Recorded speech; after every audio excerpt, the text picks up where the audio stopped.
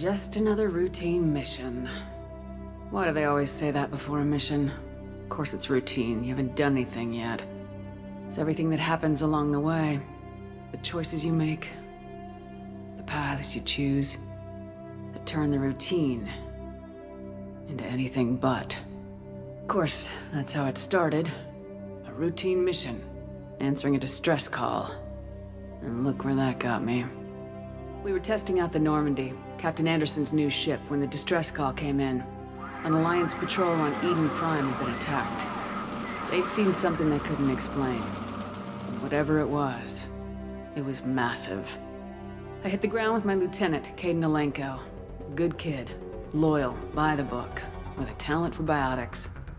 We came across the lone survivor of the patrol, Gunnery Chief Ashley Williams. A soldier to the core.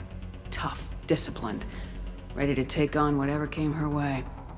Ashley joined up with us and took us to the spot where she lost her squad.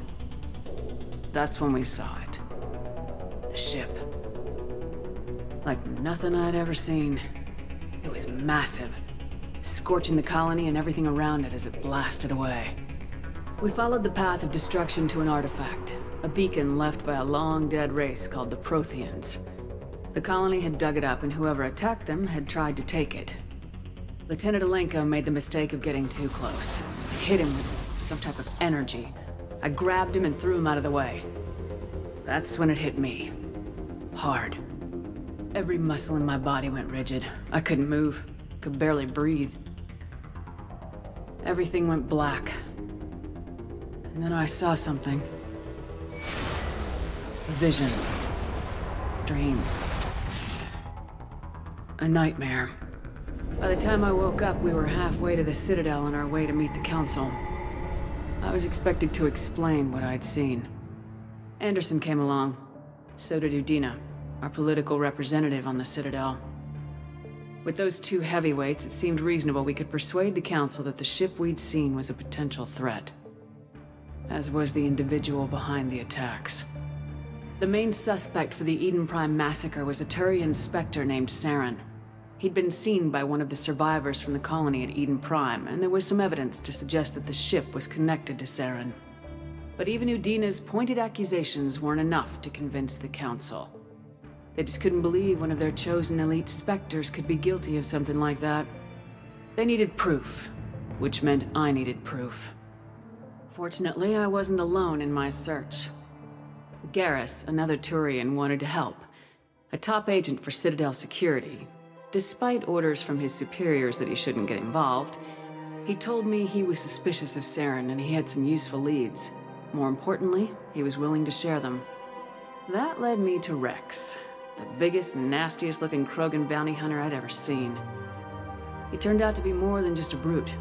It was his intel that led us to a fugitive with incriminating evidence on Saren.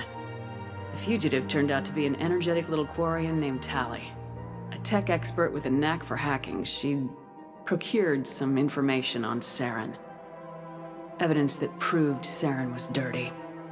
Tali's evidence proved that Saren was responsible for the massacre on Eden Prime, and the immense warship we'd spotted was in fact Saren's flagship. But it went much further. Saren was trying to find a way to bring back a race of sentient machines from dark space. Machines allegedly responsible for cleansing the galaxy of all organic life. These Reapers were blamed for wiping out all life 50,000 years ago, including the Protheans, and disappearing back through the mass relays to dark space, leaving no trace that they'd ever been. That explained why Saren was after the beacon, and it made some sense out of my visions, but not much else. We couldn't convince the Council that the Reapers were a threat. But they agreed Saren had to be stopped. They stripped him of his Spectre status and gave me the honor of becoming the first human Spectre. My first task? Bring down Saren. Anderson decided to stay behind, giving up his ship, the Normandy. He told me I'd need it more than he would. He also pointed me in a direction. Liara. A Prothean expert, adept in biotics, and maybe most importantly, daughter of Benezia, Saren's top lieutenant. And like most Asari, as beautiful as she is intelligent, and born with a unique ability to meld with other species. Liara was able to help me decipher some of the vision the beacon had given me. Nothing concrete, but it gave me some clues. And a new appreciation for the Asari. Her technique for accessing my vision was unexpected, but not at all unpleasant. Kaidan was a little concerned about the connection I shared with Liara. As commander, I knew either relationship had the potential to interfere with the mission. I told Kaidan I wasn't interested in Liara. I had my eyes on someone else. But we agreed we wouldn't let it get in the way of our mission, finding Saren. Thanks to Liara's help, we had our next lead, Benezia. Saren had taken her to Noveria, where he'd enslaved the queen of a dangerous race of insect-like creatures, the Rachni. He ordered Benezia to use the same technique Liara had used on me to extract information from the Rachni queen. The queen's drones were everywhere, and they were not happy. We had to fight through hundreds of them to get to Benezia. By the time we arrived, Saren was gone, with the information. I tried to reason with Benezia, but Saren had indoctrinated her. He had somehow acquired the ability to control people's actions and wills. Benezia wouldn't surrender, and Liara was forced to watch her mother die in her arms. And I was left with an angry, dangerous Rachni queen to deal with. She claimed her drones would do no harm if I released her. But the Rachni had terrorized the galaxy before. I couldn't do it. I wouldn't doom an entire species for past sins. And the queen was true to her word. She left and took her army of drones with her. With Saren's top lieutenant dead, he was quickly running out of time and places to hide. I tracked him down at his base on Vermeer, but we soon learned it was more than a base of operations. It was a breeding ground. Saren was breeding an army of Krogan. He'd found a cure for the genophage, a disease inflicted on the Krogan to prevent them from breeding and taking over the galaxy. But the Krogan Saren was breeding were slaves, mindless beasts that obeyed Saren's will. I had to destroy the base and all its research. Rex disagreed. Violently. Rex wanted the genophage cure for his people. I tried to convince him to help me destroy it, that these Krogan weren't real.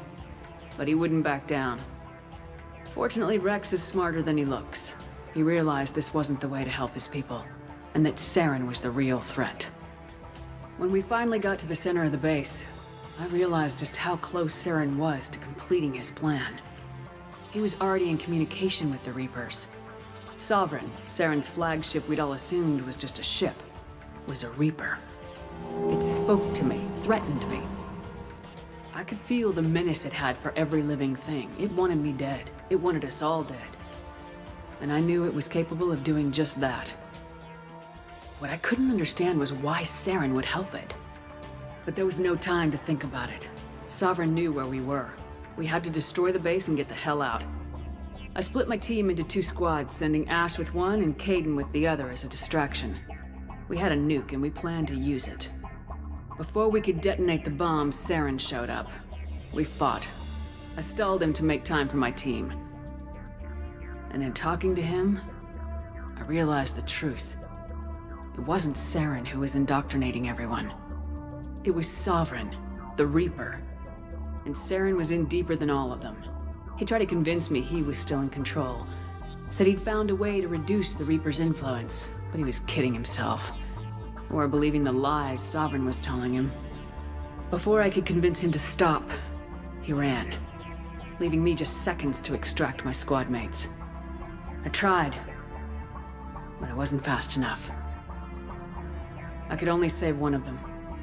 Ash was a good friend, and a great soldier. But I had to choose. And I chose Kaidan. That was the last time Saren would slip away from me. I knew then, the next time we met, one of us would die. With my team mostly intact, we chased Saren and his army to Ilos, a long-lost planet that had once belonged to the Protheans. As we prepared for what we knew would be a desperate fight, I spoke to my crew. We were just one ship, against Saren's growing army. I assured them all that despite the odds, we could defeat him. But Kaidan saw through my words. He knew I was hurting after Ash's death. He could sense my doubts. We both knew this mission could be our last. Until that moment, we put our feelings aside for the sake of the mission. but why wait? We gave in to each other, and it was perfect. While it lasted. We arrived on Ilos close behind Saren. Once on the planet, we discovered a Prothean databank that helped me put the final pieces of my vision together. The Reapers had come 50,000 years ago, and every 50,000 years before that, each time purging the galaxy of life. The Protheans had fought and died like every species before them, but a few survived long enough to leave a parting gift.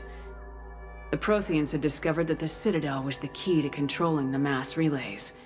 By sabotaging the Citadel, they found a way to close the relays to dark space, slowing the Reapers' return, giving us the time we needed to find a solution to stop the Reapers once and for all. Saren knew this. He was leading his army to take control of the Citadel and re-establish the relays to dark space, bringing the waiting Reapers here to destroy us all. We followed him to the Citadel. It was intact, but heavily damaged. He'd caught the Council fleets by surprise, and they were only now regrouping. And with Sovereign as his flagship, there was little hope that the fleets could counterattack with enough strength to take back the Citadel. But Saren was done running, and I was done chasing him. As the Alliance and Council fleets battled Saren's army outside the Citadel, I cornered the Turian bastard in the Citadel tower and confronted him. He died believing that the Reapers would save him. As I fought to regain control of the Citadel, the Council's flagship, the Destiny Ascension, fell under attack. Despite Saren's death, Sovereign and Saren's army continued to fight. The Council was aboard the Destiny Ascension and they were requesting assistance. But I knew in order to help them, I would have to put our human Alliance fleet in jeopardy. The Council could be replaced. The fleets were needed here and now if we were going to defeat Sovereign. Even with the Citadel back in my control, Saren defeated and the Normandy leading the combined galactic fleet. The battle against Sovereign, a single Reaper, was relentless. It took the combined fleets of humanity and the other races, but in the end, Sovereign fell. But the costs were immense. While humanity's efforts in the war earned us our first seat on the Council, it was a hollow victory. The Reapers were still out there. I knew the fight was far from over, but as the one who'd led the fight against Saren, I was given new responsibilities. The choice of humanity's first counselor was left to me to decide. On the one hand, Udina, the lifetime politician, ruthless and ambitious. He would easily navigate the political landmines that would soon be placed before him. The other choice, Captain Anderson, the career soldier. Tough but fair, but a friend, and someone I could trust. Both great leaders in their own right. Anderson didn't want the job, which was a sure sign he'd be perfect for it. No ambition to get in the way. The war was over. The threat had passed. In time, the Council would rebuild itself. The Citadel could be repaired. Even the pain of lost friends would fade. But none of that mattered if the Reapers were still out there. And if they were all as powerful as Sovereign, we had to find a way to stop them. I had to find a way. I gathered my crew, took my ship, and went in search of answers. Officially, the Council would only say I was assigned cleanup duty, routing out any remnants of Saren's army. Just another routine mission.